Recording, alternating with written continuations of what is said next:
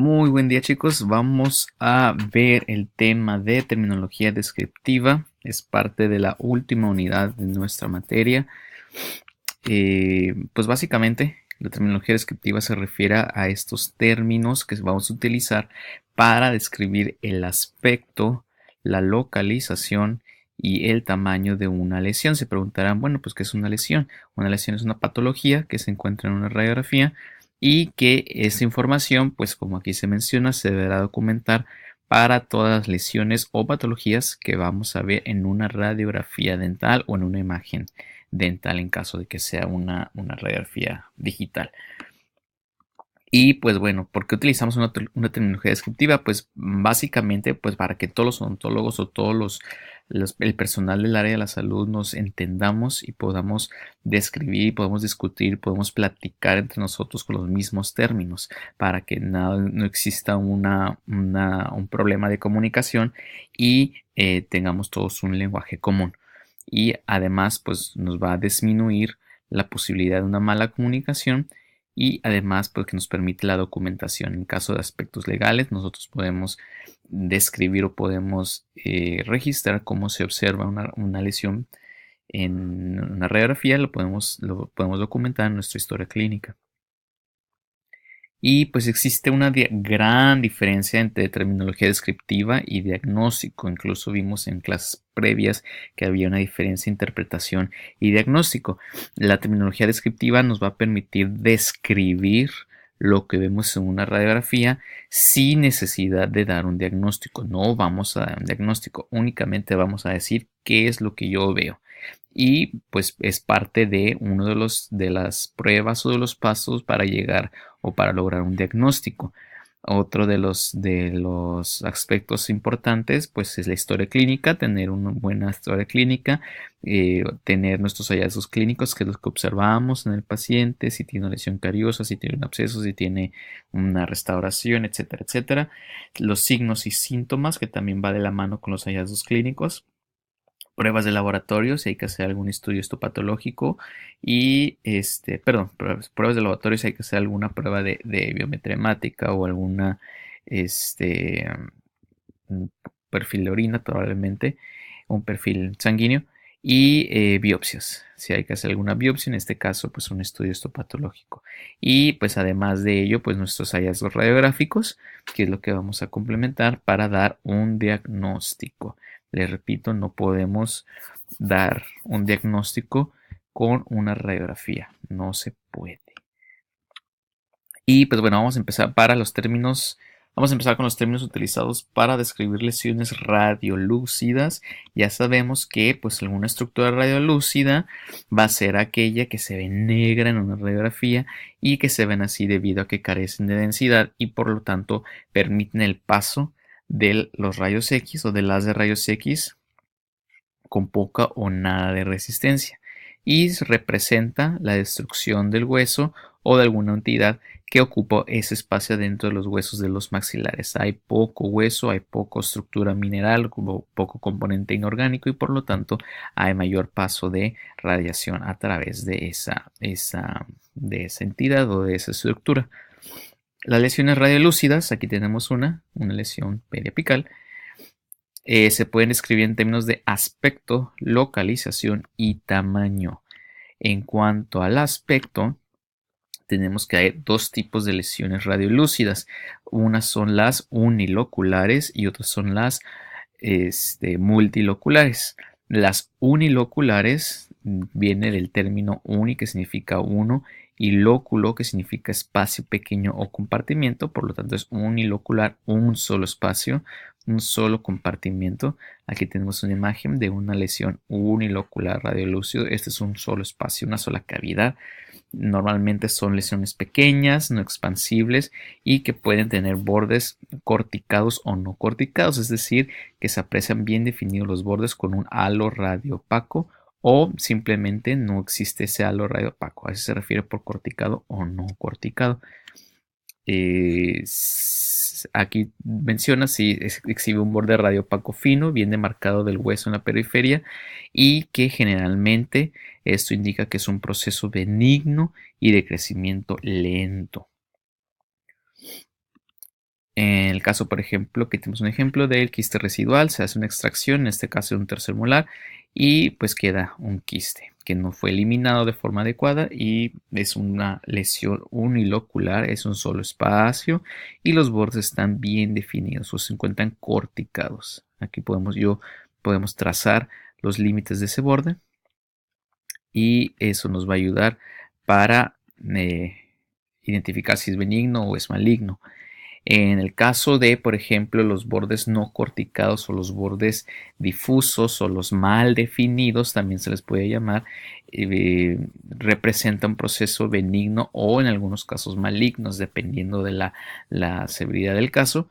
Aquí, si ustedes se fijan, no hay un borde definido, no hay una cortical, no hay una sombra radiopaca como en el caso pasado y pues así se ve una lesión unilocular, sigue siendo una sola cavidad, una sola lesión, una sola cavidad, perdón, pero los bordes no están corticados, no se encuentran definidos y se encuentran borrosos o difusos. Yo no puedo identificar exactamente dónde están los bordes. Creo que lo habíamos mencionado por ahí en alguna clase. En el caso de, creo que es el mismo ejemplo del absceso ventricular agudo, como es un proceso agudo, no le da tiempo al cuerpo de formar de capsular esa lesión y por lo tanto los bordes se van a ver difusos, como aquí en este caso se ven difusos los bordes. No puedo exactamente yo definir dónde se encuentran los límites, quizás en algunas porciones sí, en otras no tanto, aquí no sabemos por dónde, aquí se pierde la lesión y pues termina siendo una lesión unilocular, es una sola cavidad, perdón, con bordes no corticados o mal definidos, también así se les llama. Y si hay unilocular, también les mencioné que hay multilocular. Y los multiloculares, lesiones multiloculares, son lesiones con múltiples compartimientos. Aquí vemos, hay muchas cavidades. Generalmente este tipo de lesiones son expansibles, hay un aumento de volumen y tienden a desplazar las placas vestibulares y linguales del hueso. También se les considera típicamente benignas, sin embargo, como del mismo comportamiento, pues son con potencial de crecimiento agresivo o expansibles. Aquí tenemos el ejemplo de un queratoquistoma ontogénico, donde vemos una lesión multilocular. Aquí hay varios compartimentos y yo los puedo definir pues con estas líneas radiopacas. Puedo saber yo que hay varios compartimentos. También podemos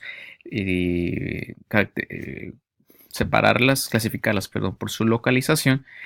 Y las lesiones pueden ser periapicales, en el caso en el que se encuentra alrededor del ápice. Aquí tenemos el ápice de un central inferior derecho y tenemos una lesión periapical.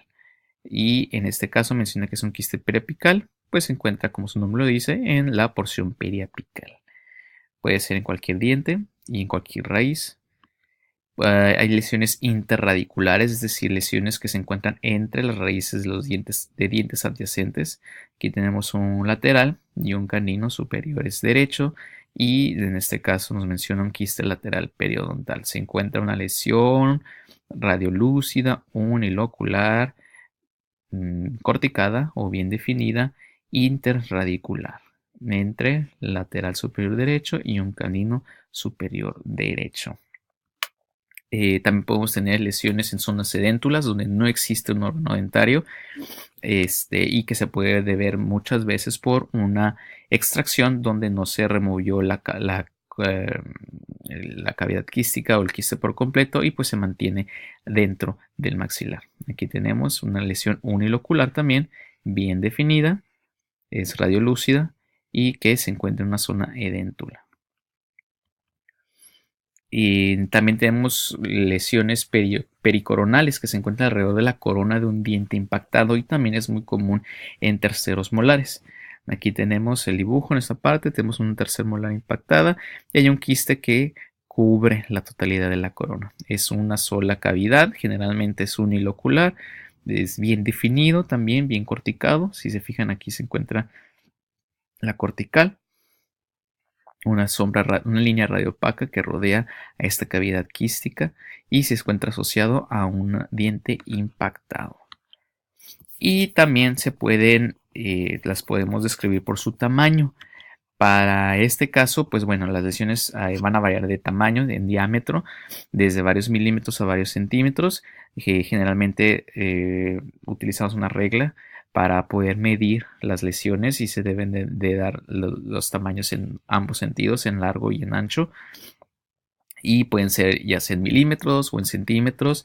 Y en el caso de que no tengamos alguna regla, que generalmente siempre hay reglas en los consultorios por tratamientos de conductos, pero en el caso que no tengamos una regla, pues podemos tener como referencia algunos aditamentos o algunos, por ejemplo, utensilios como lápices que miden aproximadamente 5 milímetros de diámetro, y pues eso nos puede dar un aproximado de cuánto mide una lesión periapical. Y es importante también documentar el tamaño de las lesiones para las consideraciones del tratamiento, así como para las comparaciones futuras. Yo, si hago, por ejemplo, un tratamiento de conductos y el paciente o el diente en cuestión presenta una lesión radiolúcida, periapical, bien definida, de, digamos, 10 milímetros de diámetro. Hoy le hago el tratamiento y en 2 años le vuelvo a tomar la radiografía y veo que presenta una lesión radiolúcida periapical, pero que ahora mide 5 milímetros de diámetro. Entonces, si yo hago la valoración, yo voy a saber que hubo una buena respuesta al tratamiento de conductos y que la lesión periapical va cicatrizando. Si yo no tengo ese registro en mi historia clínica, pues yo no voy a saber si esa lesión es nueva, es la misma, ha aumentado, ha disminuido de tamaño, y por eso es importante un registro en la historia clínica.